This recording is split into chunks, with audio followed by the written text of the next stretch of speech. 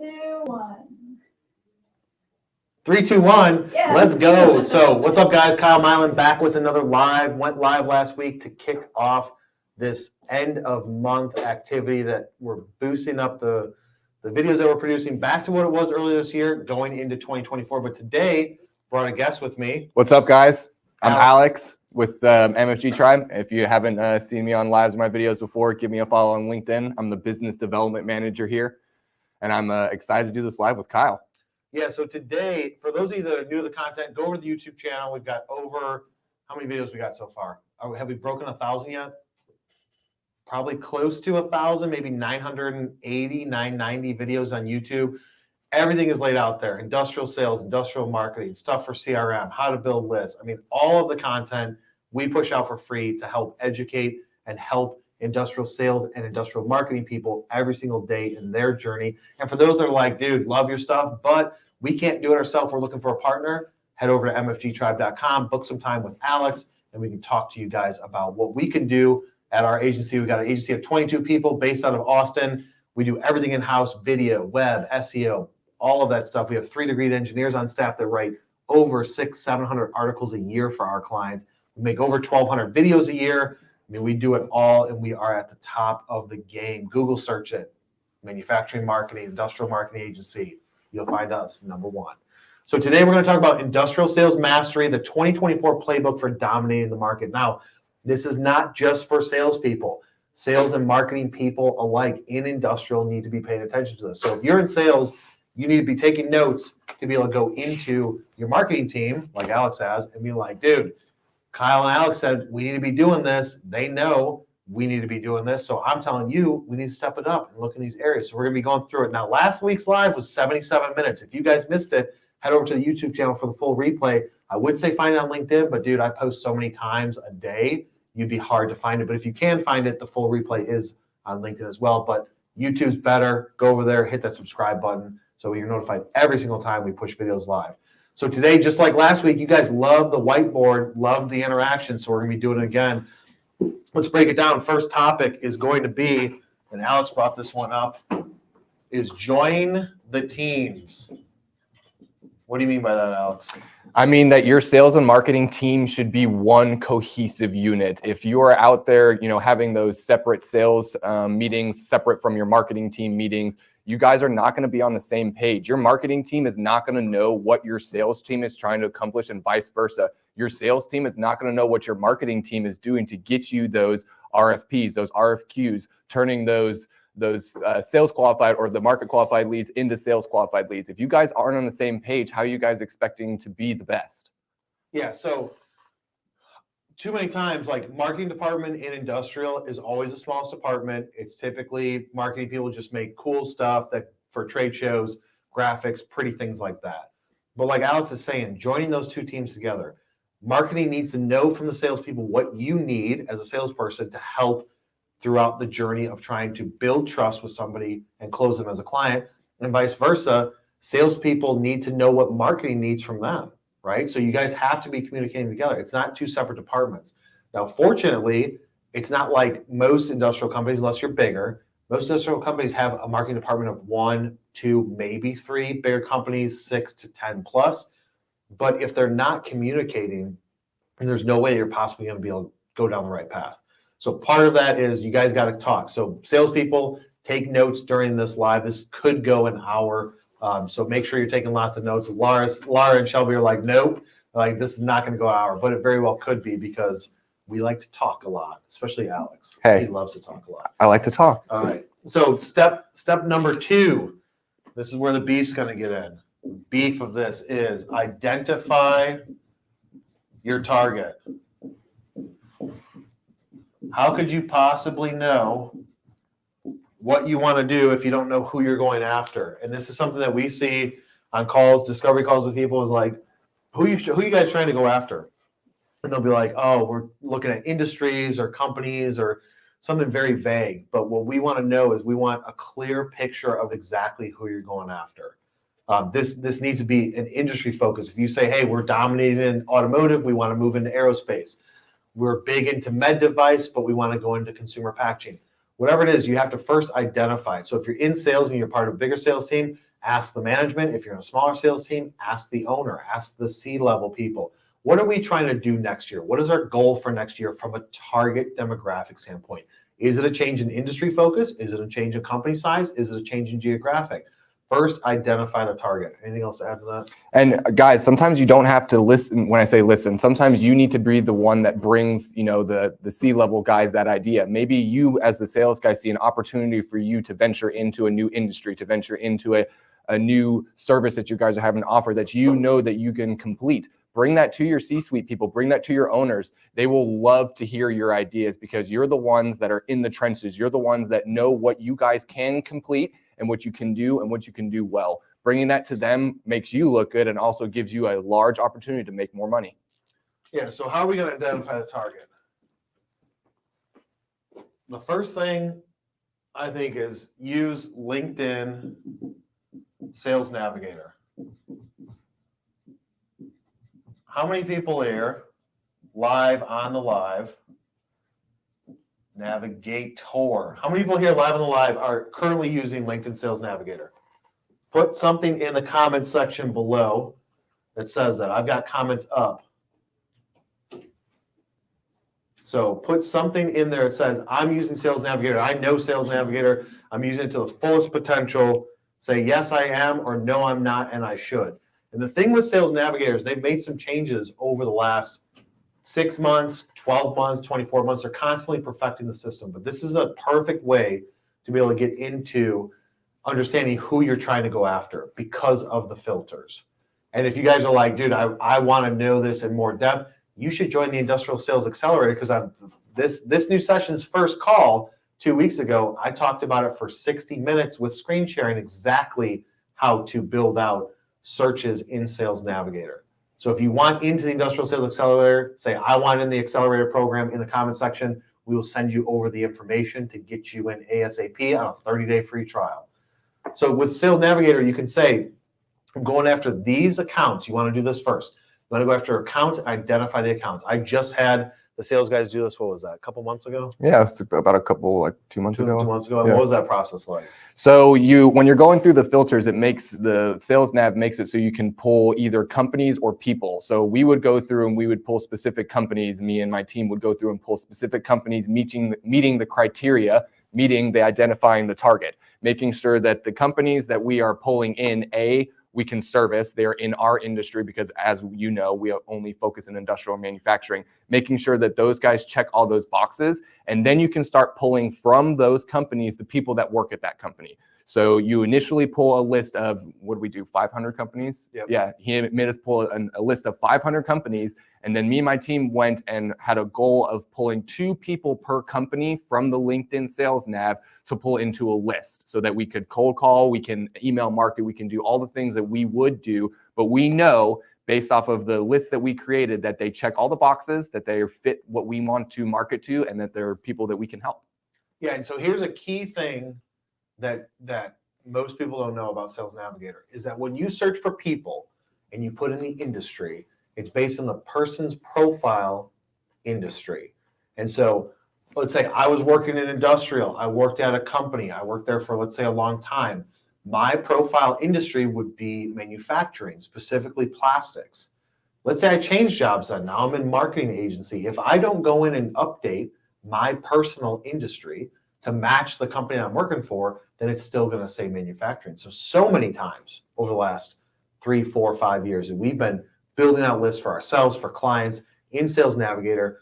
We go to the leads and we say, all right, find me people in these industries. And as you start marketing to them and prospecting and calling them and all that stuff, you're like, why is this person in my list? You guys dealt with that so many times. It's like, why is this person at this company in my list? They are not in the industry of metal forming, but it's because they have changed their personal industry profile. So that's where the first thing you want to do is pick the accounts, because those aren't going to change. Now, whoever created that company page, they set the industry profile of what it's in, but that's not going to change unless somebody goes in and does it, which nobody really should or would.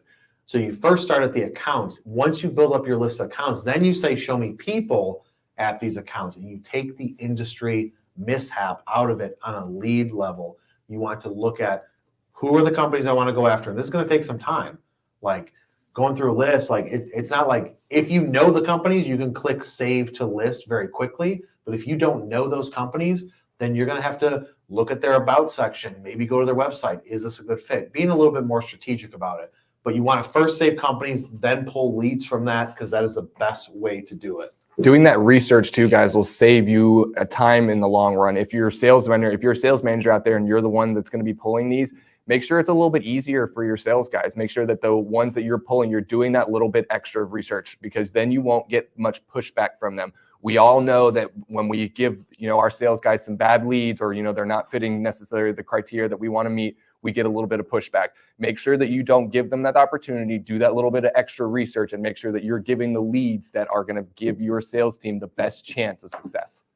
Now, the next one is, and for those of you that have questions, leaving comments, I'm engaging live while Alex talks. Next one's Zoom Info. Zoom Info, if you guys have it, you know how good it is. You know that it's a powerhouse. If you don't have it, it is expensive, but here's a key.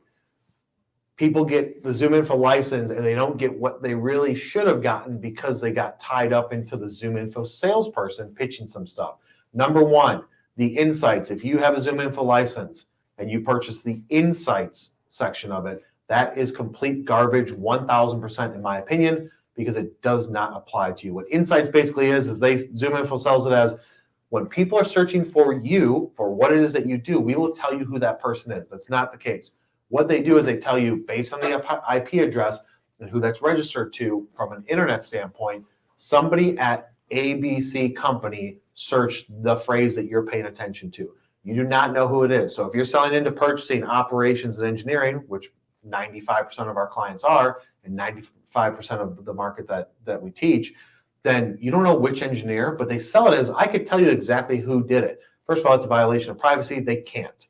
What they can do is tell you it's an IP address at this company, somebody at this company searched for it. So don't get caught up in the insights, because it just doesn't work. So having a sales OS license, you can search their database, you can do bulk exports, you can pull them into a CRM system, Salesforce, HubSpot, you can pull them into an Excel spreadsheet, work their magic that way.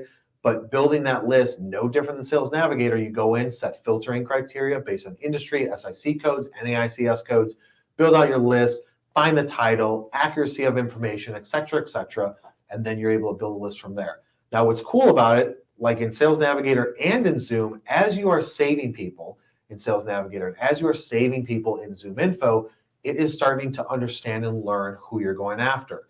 Now, if you're going after 12 different industries, it's still going to learn what types of companies are you saving. You want to teach the program what you like, and the only way to do that is to save the information. So I can go into our Zoom Info and say, under this account, show me other companies that I'm missing. It'll give suggested on the side. It'll give suggested on your homepage. No different than Sales Navigator. As you're going through and looking at your home feed and looking at your accounts, it's going to say, hey, other people also looked at these companies. So it's a way to build up this machine to where you let the platform give you some information back that's relevant, so you're not always searching for it. They're giving you some suggestions to say, like, did you also consider this company? No different than when you look at a person's profile on LinkedIn. People that connected with this person also looked at all of these people, also connect with all these people. You got to teach the algorithm what you want it to give back to you by saving things. With Zoom Info, That is the best platform. We probably spent, I don't know, $30,000, $40,000 this year between our license and bulk exports. We also do stuff for clients and build out customized lists for them, and then we market to them. So we've got client side plus our own internal. What are your thoughts on ZoomInfo?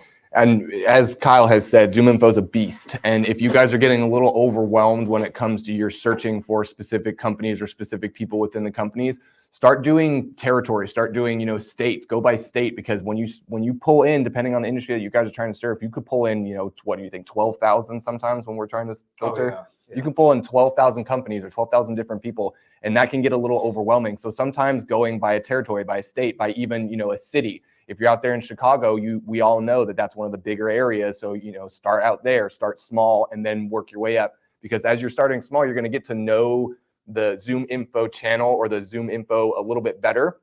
And as you start going bigger, you'll be able to make better decisions. Yeah. So if you guys can work that into your budget, I would say set aside maybe like, I don't know, $10,000 next year, $15,000 next year to save towards getting a license. Also, the other thing is that we've got view credits. So with our license, we can view 2,000 people a month. View meaning you can't export them, but you can copy and paste their contact information. So back in 2016, when I started this company, I bought a ZoomInfo license when they just started, $1,000 a year, but I couldn't afford bulk exports, but I had access to their database. So I was copying and pasting information to build out specific states of plastics people, machine shops, automation companies, etc. in every single state. And I just copy and pasted information. You can still do that. You get 2,000 view credits a month, and then it reloads every single month. So it's a use it or lose it. But view credits is dope because if you're looking for somebody, you can just jump in and say, show me this person, view it, copy their stuff, put it in your CRM. And that widget makes it easier now too, that they remember that Zoom widget that counts as a Zoom as a look credit, or what is it called again? A view credit. If you download the widget and you're going through LinkedIn, it's one of the real nice things that we have here in our sales team always uses, is we're going through your LinkedIn or anything, the ZoomInfo will pull from LinkedIn their names, and it'll pull the ZoomInfo information to the right of you. It counts as a view credit, but it makes it easier for you to use your view credit, so you're not necessarily having to sit there and search through ZoomInfo. So you can get the information off of LinkedIn. All these things can tie into each other, and as Kyle has probably preached or does preach, having all these working together will get you guys to dominate the space. Yeah, so that's called ZoomInfo Reach Out. Great extension. The last thing in Identify Your Target is going to be industry pubs, so industry publications. And I don't mean go and advertise with them, because if you guys paid attention to my live last week, they did not do so well across the board for our clients. But what I mean is you can look at industry publications, subscribe to magazines, if it's relevant, right? An aerospace magazine, and you can look to see who is advertising those magazines, who's advertising on those websites, go at it from a digital standpoint to see other companies that you can pull in to identify your target. You can also just look at your competitors, right? A lot of competitors put their top customers out there. Go and look at them and see, oh, I didn't think about that company. So you're looking at identify your target, look at their competitors, so competitors of Cat, John Deere, etc. in the ag space, but then go to your own competitors and say, who are they showing as customer success or pictures of stuff? And then just go and try and hunt that way. That's all 100% fair game. Anything else to add before we get to the next topic? Alex? I don't think so. All right, Alex is good. Next one is, what is it? Content. This is Create 3. content. Create content. Hopefully people can, I don't even know. Can you guys even read that whiteboard? Yeah. You can see it? You can see it? You can see it? All right. Create content. You got to create content. I mean, I've said it like thousands of times, and you're like, oh, but Kyle, you mean for a company page? No, I mean for a company and for yourselves. You guys as salespeople have to create content. Let's break down the different content types. And I talked about it a little bit last week. This is more driven towards you sales guys. If you don't like videos, you got to write some stuff. If your marketing team is not producing content every single month at a minimum, like one article, one blog post, that's nothing for a company to do. Now, if your marketing team is a team of one, then just hire MFG Tribe. We'll write all the content for you. But you have to be writing something every single month. And I'll explain why when we go into the next steps. But you have to be writing something. Making sure that writing, though, is geared towards, the industry that you guys are obviously trying to serve as well. Yeah. So if you are, let's say you want to break into aerospace, you have to write content about that industry and push it out onto your website. Because if you're trying to break into a new industry or go into a new vertical, they're going to come to your site, and the first step of sales is you have to build trust, right? You can't close any deal without building trust. If they go to your site and they're like, oh, I'm an aerospace company and all I see is agriculture, they're not really going to think that you're an expert in it, right? Whereas your competitors may say industry served, aerospace. Oh, go to that page. Then you have videos for aerospace and articles for aerospace. So that's first, identify the target. And if you've identified different industries to go into, you have to have places for them to go to. One of those is going to be a web page on your site, and you have to have articles there. Makes it easier too if you guys are creating articles, when you guys are creating those email marketing campaigns, to send those out. Instead of sending out the typical boring email marketing email, you're now giving them opportunity to learn from something that you have provided them, whether that be an article, whether that be a video, as Kyle will touch here further. Showing them that you can teach them something or help them with something builds that form of trust. And especially if you haven't engaged with them yet, them knowing, hey, they know what they're talking about, will build that first layer of trust. So when you do start engaging with them, they have the more likelihood to listen to you. Yeah, and like Alex said, the next one's going to be videos. They just work. I talked about it last week, but this has to be in your roadmap. It has to be in your 2024 playbook to create videos. If you guys can't do fancy videos, high production value, hire an agency like ours to do it all for you, then just create them yourselves. Do it with the iPhone. Latest iPhone is as good as most DSLRs that you can buy, right? It's about the same price. $1,500 iPhone versus a $800 body, and then plus a lens for $700-800. Like, you're going to get, it's not going to be the exact same quality, but it is good enough for you to at least be shooting some content and be able to push it out there. You're trying to be the subject matter expert. Video is easier to engage with. Video is easier to understand. You can say more in a video than you can in an article. It takes less time for people to comprehend it. So shoot some sort of video. You as a salespeople need to be going to marketing, going to the owner saying, dude, we need video on our site. We need video on social. We need video to be pushed out through email. You can only say the same thing so many times, right? You can even throw it into ChatGPT and say, create an email that talks like this and says this, that provides some value to this type of person in this industry from me, and here's who I am. You can do that, but there's only so many times that you can say the same thing, but differently. Whereas a video, you can change it up completely, and you can shoot completely different content. You can have a completely different look and feel. So putting some sort of video on there, on your site, in your emails, tell the marketing team, I don't want to send emails out unless it has at least a video or something that can provide somebody with some sort of value. The next area is going to be web presence. The web presence of who you're going after. What does it look like? You've identified your target market. When that target market comes to your website, that's where you're sending all your traffic to, right? Marketing team sending traffic to the website. When they get there, what are they going to see? Is it going to be good enough? Are you present on the website? Is it exciting? Is it pull them in? Yeah. That's a big thing now, guys, with the industrial space. When I have a lot of my potential clients coming in for discovery calls, a lot of the websites that we're looking at look like they were built in like the early 2000s. And we all know that getting someone to stay on there is having something cool to look at, having information on there, not having, bland colors, making sure that you guys pop out and stick out from your competition as well. I know that it seems as if, having flash is not as important, or shouldn't be as important, but it will create an opportunity for them to stay on your site because they will want to go further. They want to click on the blogs. They'll want to see what else you have to offer on your website. Yeah, you guys, again, going back to the first point, sales and marketing together as one. This is not just about sales. This is not just about marketing. This is about everybody together. But you as salespeople need to tell the marketing department what you need to make your job better. How easy is it for people to book you on the website, right? Is it a form they fill out and then you guys play the what time works best game?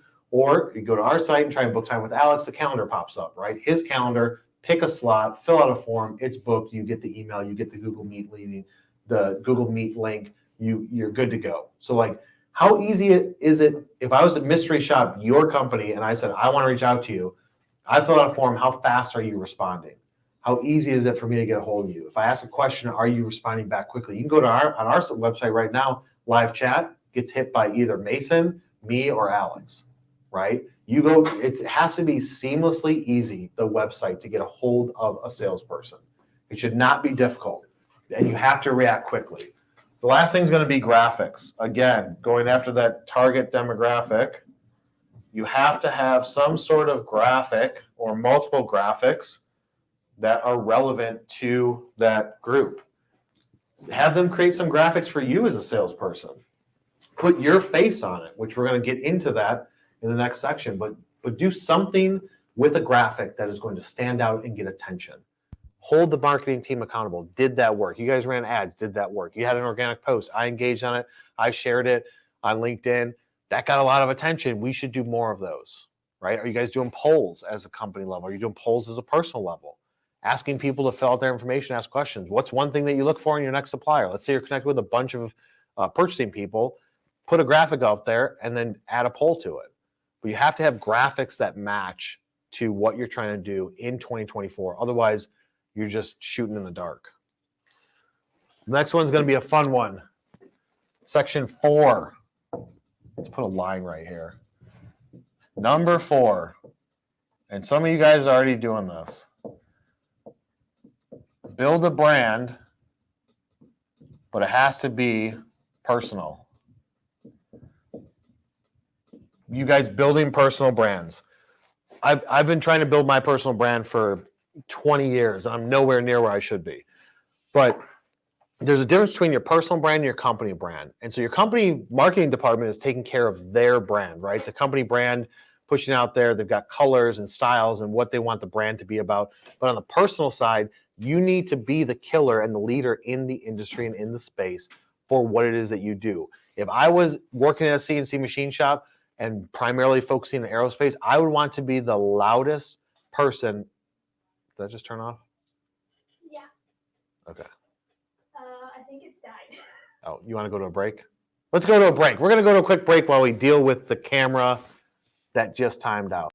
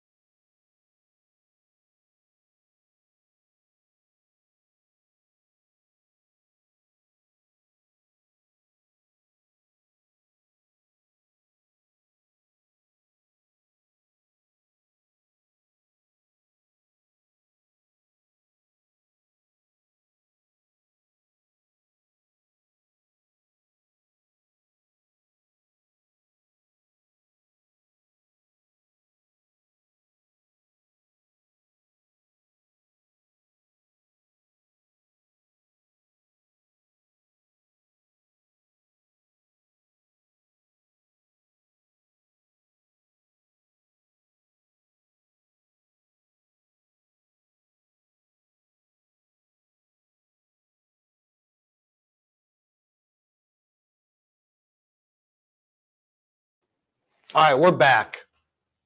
Battery died. We've got a part of our video crew is traveling, so we did not have one of the dummy batteries. So battery died, stuff happens, we keep rolling. So going back to it, building your personal brand. So if I'm a CNC person, then I want to be the loudest in the space of CNC machining for aerospace. I want to be making content, videos, short form posts on social. You have to be able to tell the market that when they need something in that space, they know to go to you. The best way to do that, the best way to get in front of everybody quickly is going to be LinkedIn.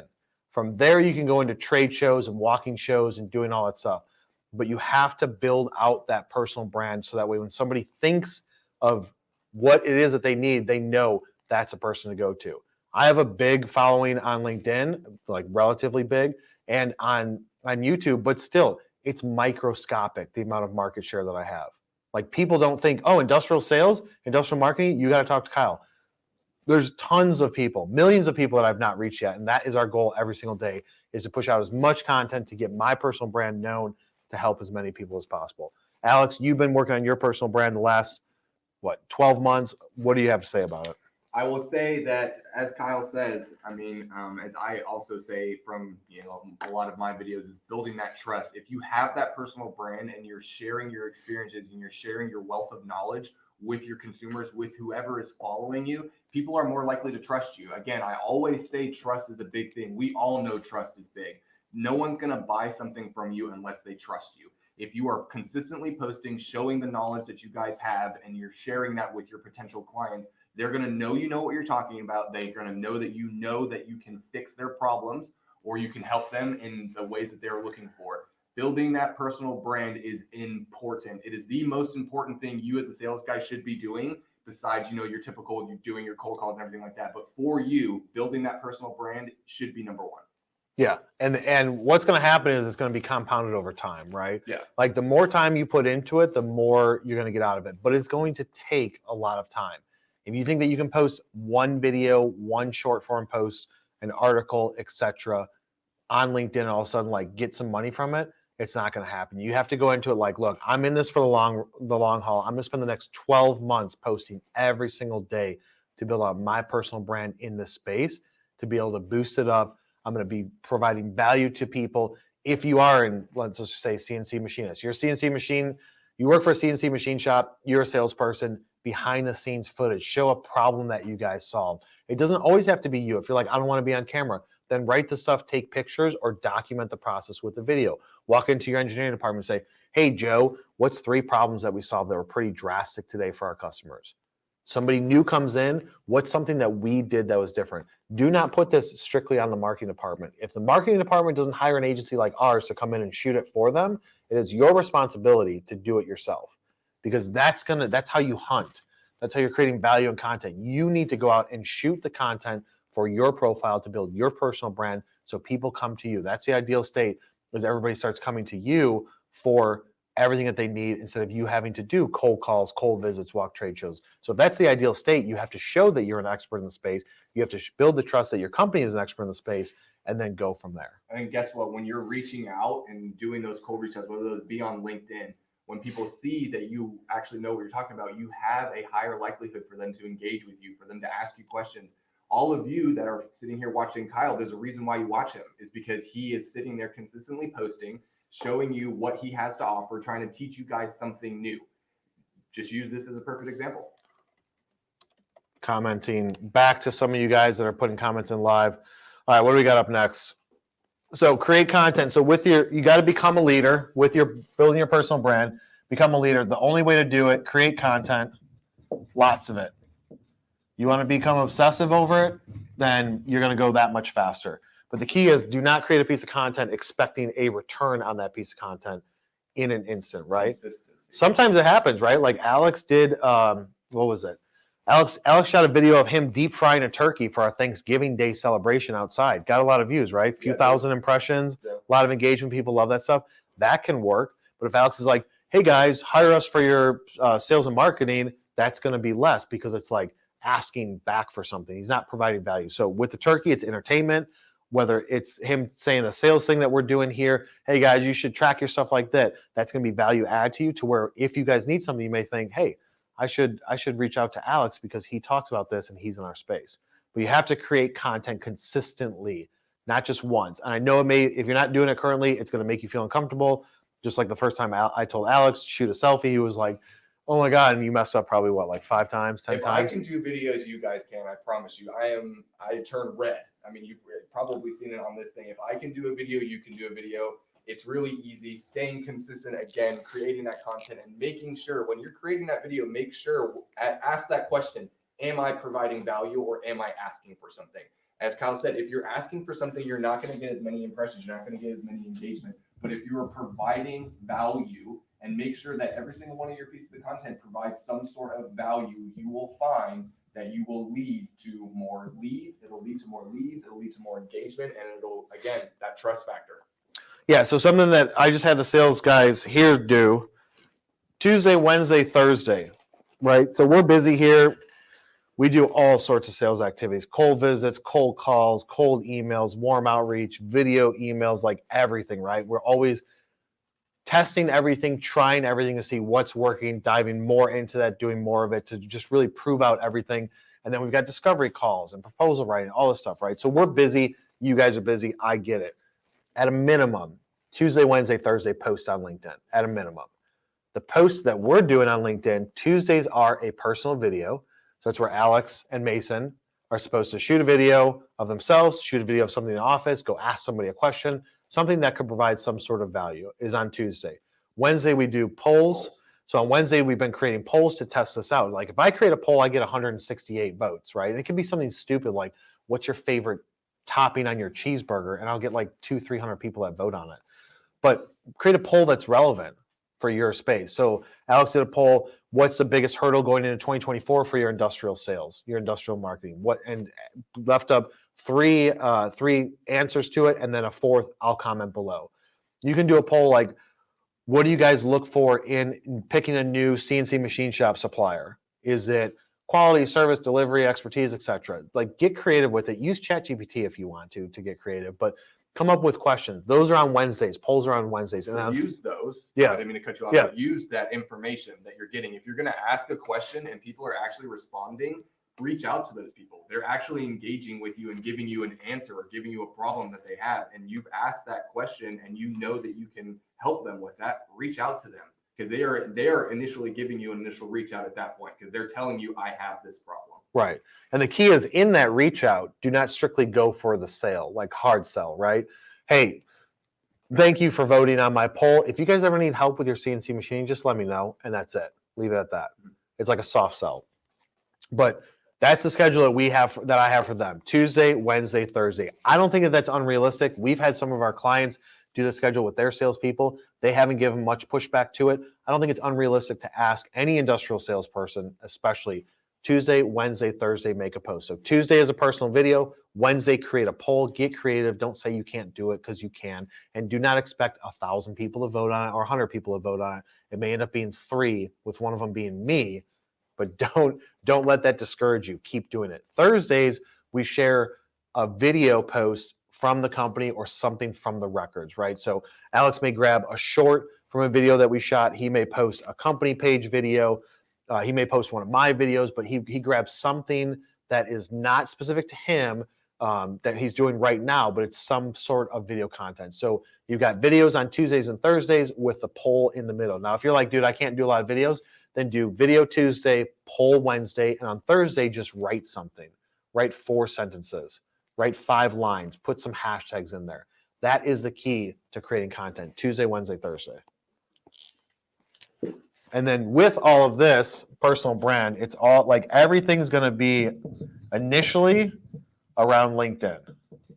So like LinkedIn to build your personal brand, to create content, to post it out, to do all of that. Then you've got the other areas where you've got like trade shows, right? Walk all the trade shows. Talk to everybody. Walk trade shows that are local to you that are free. When you're at a trade show, I'm going to be releasing a course early January for Industrial Sales University where it's about trade shows and how to work trade shows. We went to FabTech. I was at like 4 trade shows last year. We're going to be at MD&M Anaheim in February at that 5 trade shows in one.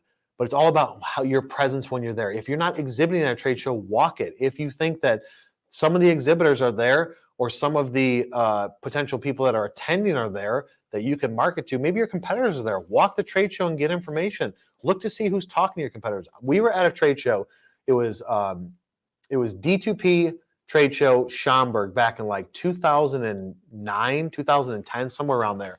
And one of our competitors, it was either Schaumburg or St. Louis. I think it was Schaumburg. One of our competitors had a booth like the next section down. It wasn't too far from us. And I had 2 salespeople with me there working the booth, standing up the whole time, not sitting down once.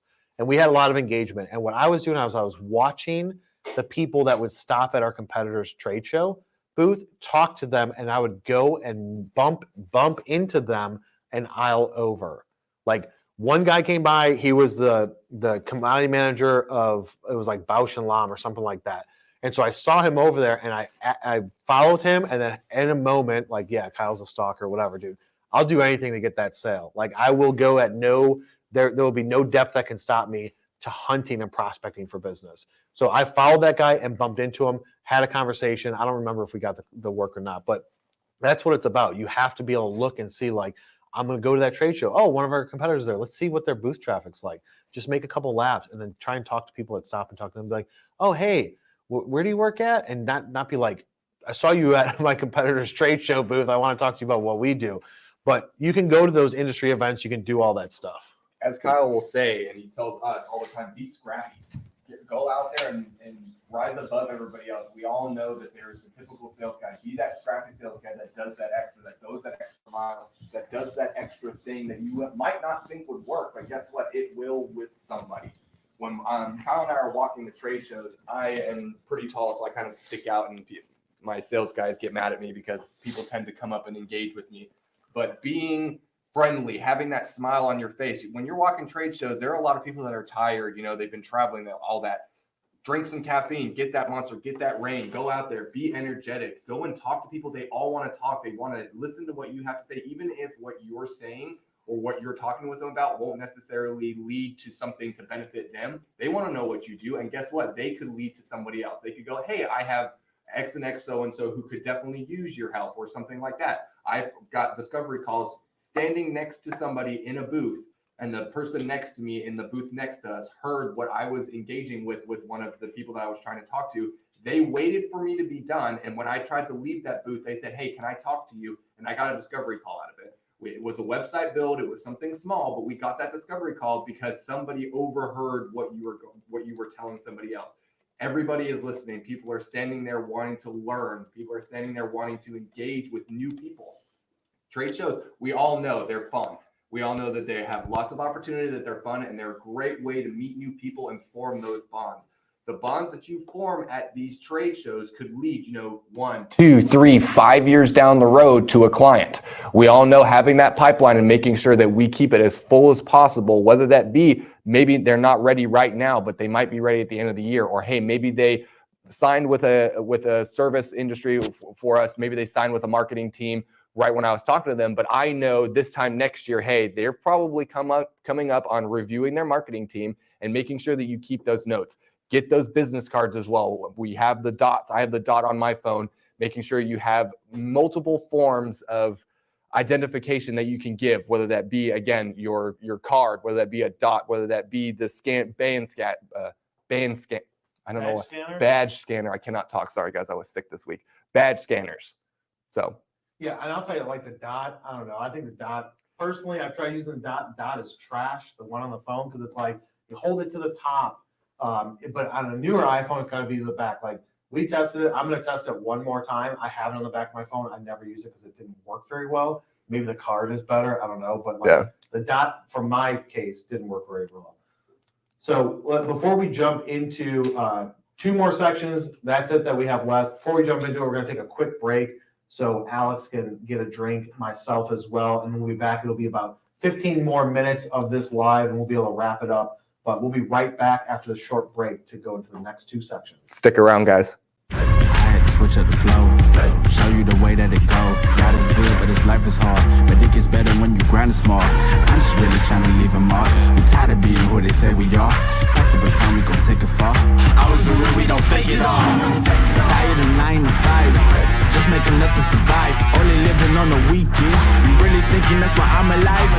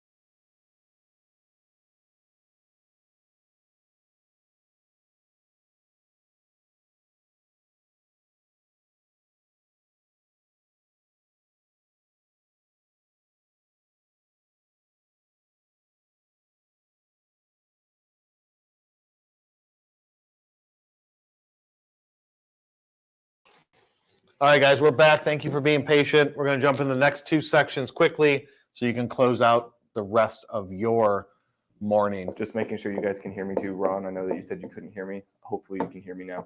Yeah, we had some batteries die. All right, so next section is hit the streets. This is where you're going to make the money. Lars giving us a thumbs up that we can hear Alex, so hopefully you guys can hear him clearly. So when you're hitting the streets, this is where the rubber meets the road. This is when you're going to take everything that we just said in the beginning of identifying your market, et cetera, building your brand. This is where it's all going to happen. Number 1, you have to have your system set up. Now, if you guys have Salesforce, great. If you have Zoho, great. If you have HubSpot, better.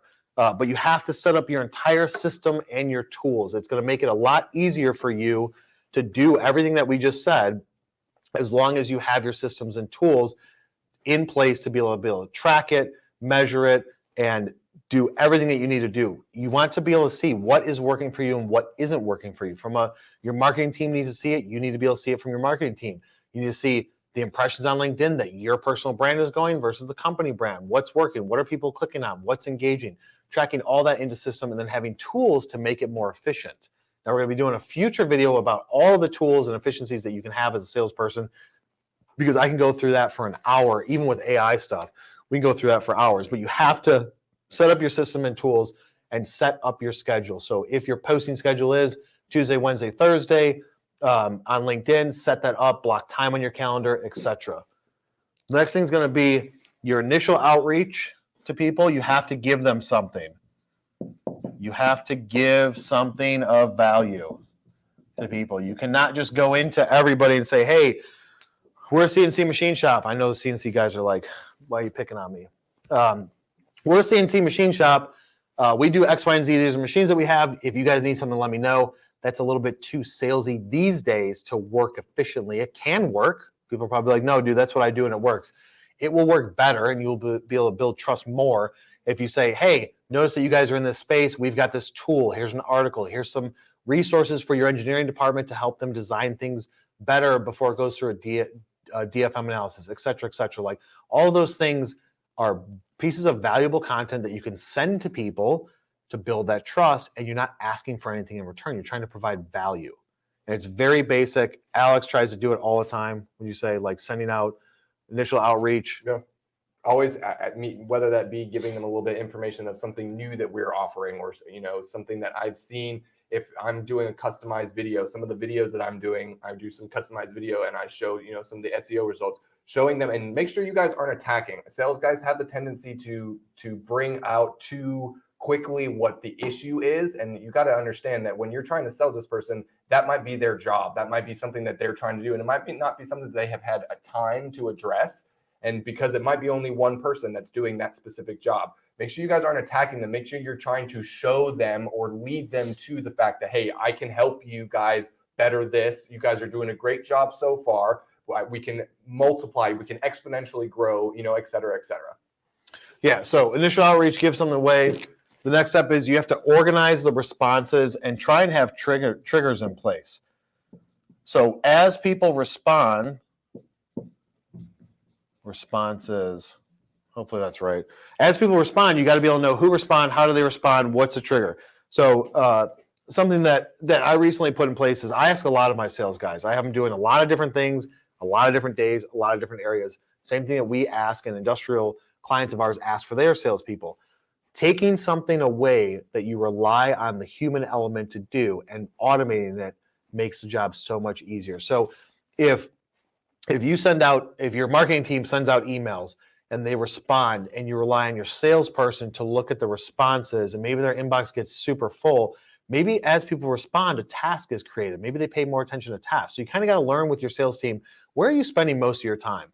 Is it in your inbox? Are you more of a task-oriented type of person where you're like, no, dude, I just go into my task. Okay, since you're way focused on tasks, I'm going to create a task for you as people engage with marketing content. This person responded, follow up with them. This person went to the website, follow up with them. This person clicked on something, follow up with them. And start to organize it to make it easier for your salespeople to do their job. It should be based on score and engagement. You can't do that if you don't have the tools in place. But you have to be able to organize responses and engage quickly back, because you only get like a moment, right? If somebody goes to your site after you sent them something and you don't respond with them, then you're waiting for them to have a need to come back to you. Whereas if you the next day or 2 days or 3 days later said, hey, just want to follow up on that email I sent, and you already know if they went to the website, that's going to be a much different conversation for them. The next area is going to be the follow-up. Follow-up, this is where the money is made. This is the difference between those that are super successful and those that are just mediocrely successful. This is where you make the money, is the follow-up. Somebody says, I've got an opportunity for you. You quote it, you don't get it. Maybe it goes into nurture, you don't hear a response. The people that are going to make bank and the salespeople that are going to be the best are the ones that never give up until they say this is a dead deal. And even when it's a dead deal, follow up with them 6 months later, 3 months later. Hey, we didn't get that job for that aerospace project, but I wanted to follow up. It's been a couple of months. Do you have any other opportunities that I can quote? It's asking those questions. Like, just because somebody says no, it doesn't mean no indefinitely. It means just no, probably not right now. You didn't get that one project. That does not mean that future projects are off the table. You have to follow up with people. As they ghost you, Alex gets ghosted all the time in this industry. So does Mason. So do I. People just fall off, and it's like some of them are doing it intentionally. Other times they're just busy, right? And so you have to follow up with them. Sometimes it could be like what is it? One of our clients that we just closed in the last 2 months, we've been trying to close them for a year and a half, and we just closed them, right? But it can be frustrating. How is it from a salesperson point of view? It is. It's frustrating, and I wanted to touch on what Kyle said when it's those nurtures, turning those not right nows. We all know we always get the not right now. Okay, we're not really prepared for this right now, especially us as a service and offering our marketing services to people. They get in and they start doing discovery, and then they start realizing, oh man, we actually really do need to look into this. So sometimes it gets kicked down the road. Not forgetting those not right nows, making sure that you guys in your pipeline have that nurture. So Kyle created a win back category within our CRM system. It is maybe they had said no to us, but we know, hey, we need to focus on winning those people back, because when you get ghosted, we know it hurts, whether that be in a relationship with women or men or wherever you are, getting ghosted that way, getting ghosted on a job. Ghosting sucks.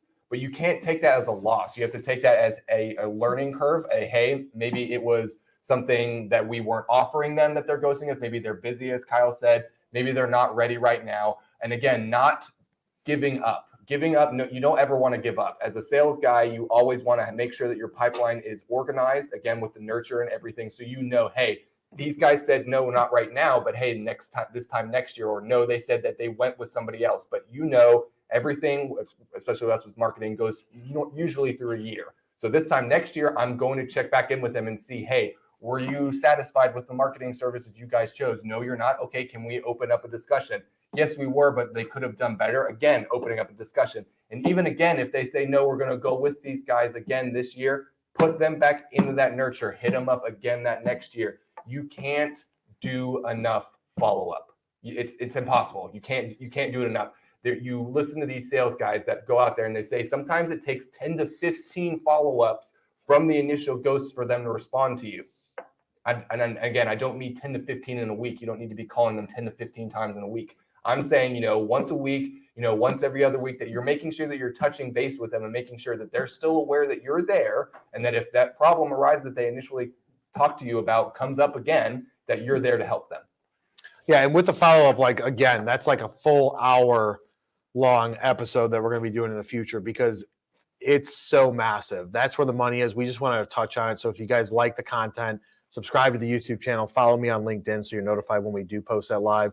There's so much in follow-up. But to what Alex said, never give up. Never surrender. Right? Never give up, because somebody's going to win. And it's either... I hear you guys laughing back there. So never surrender. So either they're going to sell you on the no, or you're going to sell them on the yes, right? So if they say no, that means just maybe not right now. Maybe now's not the best fit for it. Even for us, we try to do a 12-month deal with the client. They say no. We're going to follow up 7 months later, 6 months later. How's it going with who you guys went with? Because you never know. Last thing is enhance lead management and nurture. Alex, you had a point on that, right? Yeah, it was, again, kind of what I talked to about it a little bit earlier, is not forgetting those no's or not right now will eventually turn into yeses, I promise you. If you guys have a service or you have a product that you guys are offering them, if you know that you are the best, us as M&G Tribe, I like to say we are the best. I know that there is not a lot of people, there is nobody that can touch what we can do. Yes, there are some people that can do some of what we can do, but I know in the long run that, hey, they're going to get, tired of whoever they're trying to work out with or whoever they're working with, and they're going to want to take that next step. They're going to want to come and work with us. And again, I always say that no's don't, and he always says it, and he's been saying it, that no doesn't mean no forever.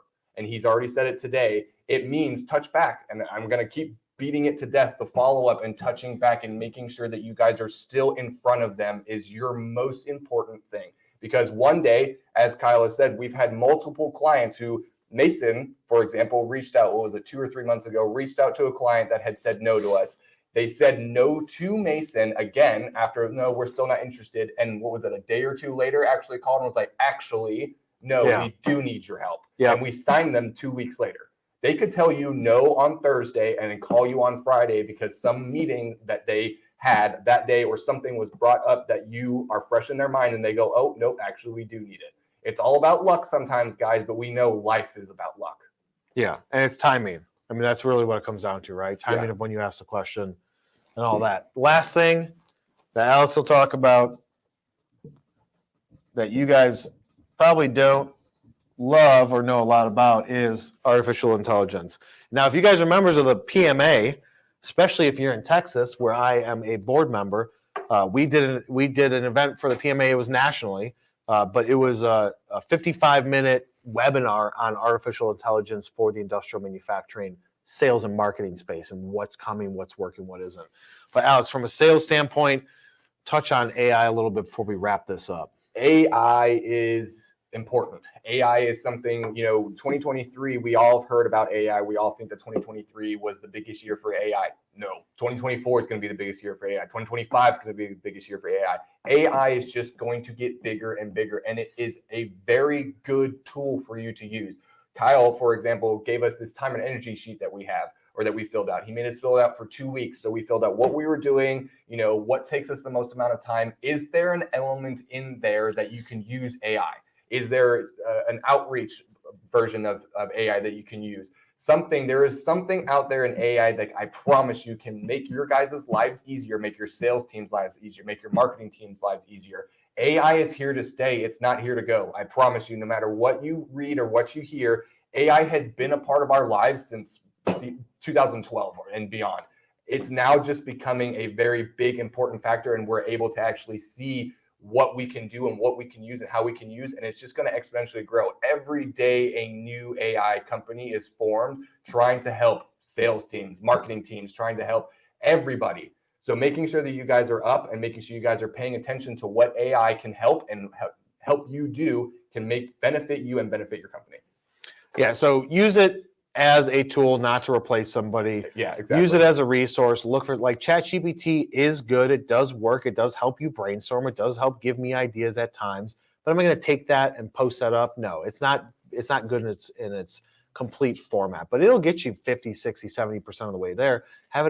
There's so many things it could do with integrations with Excel and all of these back-end things that you can do. But at a minimum, just using it to help you brainstorm, create a list, etc. That's just one of the AI tools. We probably use about 20 here from an efficiency standpoint, whether it's reminder of things or create tasks for things. Like some stuff's built in HubSpot, some stuff we got to do outside of it. But I would say be open to it going into 2024. Be open to AI tools. Do a little bit of research yourself. If you did a time and energy audit, which is tracking 15-minute chunks of your day every single day for 2 weeks. So see what meetings you're in, how long that took. Look to see if maybe there's some ways to automate that or at least enhance that using AI. One tool that we have that I'm not completely sold on is Otter AI, OTTER AI. That joins every meeting that our team is in, creates a full transcription and records it. I don't know if it's really beneficial. I write my own notes, but if you're in a lot of meetings and you want to remember what people said, a transcription AI thing that joins the meetings like by default is something great. Could be. So hopefully you guys got some value out of this 60 minutes. I appreciate if you've made it this far, if you've made it for most of it, I appreciate your time. I know your time is important, and hopefully you guys got some value out of it. If you did, go over to YouTube, subscribe to my YouTube channel, Follow me on LinkedIn for more content. We're going to be bringing back lives on a weekly basis, sometimes twice a week, sales, marketing, etc. But make sure that you hit subscribe on YouTube. Follow me on LinkedIn. If you haven't followed Alex yet or sent him a connection request, give him a follow, and we will see you on the next one. See you guys.